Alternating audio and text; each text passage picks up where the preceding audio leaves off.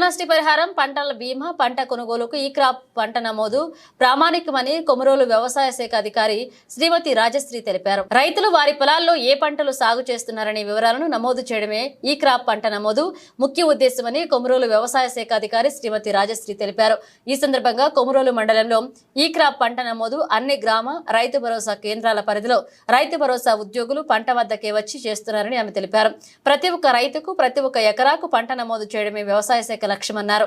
అంతేకాక కౌలు రైతులు కూడా గుర్తింపు కార్డులు తీసుకుని తర్వాత ఈ క్రాప్ పంట నమోదు చేసుకోవాలని కోరారామె.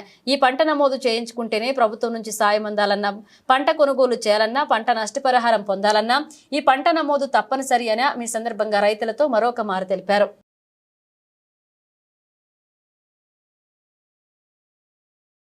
2024 ఖరీఫ్ సీజన్ కాను వేసిన పంటలన్నీ కూడా ప్రతి గ్రామంలోని పంట నమోదు కార్యక్రమం నిర్వహిస్తూ ఉన్నారు.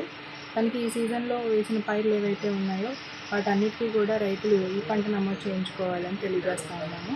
మరి ఈ పంట నమోదు చేయించుకున్నప్పుడు మాత్రమే ప్రభుత్వం అందించే రాయితీ పథకాలన్నీ కూడా వర్తిస్తాయి. కాబట్టి ప్రతి రైతు కూడా తప్పనిసరిగా ఈ పంట నమోదు చేయించుకోవాలి. అదేవిధంగా సాగు ఎవరైతే కౌలుకు తీసుకుని సాగు చేస్తూ ఉన్నారో వారంతా కూడా CCRC కార్డులు తీసుకుని ఆ కార్డుల ద్వారా ఈ పంట నమోదు అనేది చేయించుకోవాలని తెలియజేస్తూ ఉన్నారు.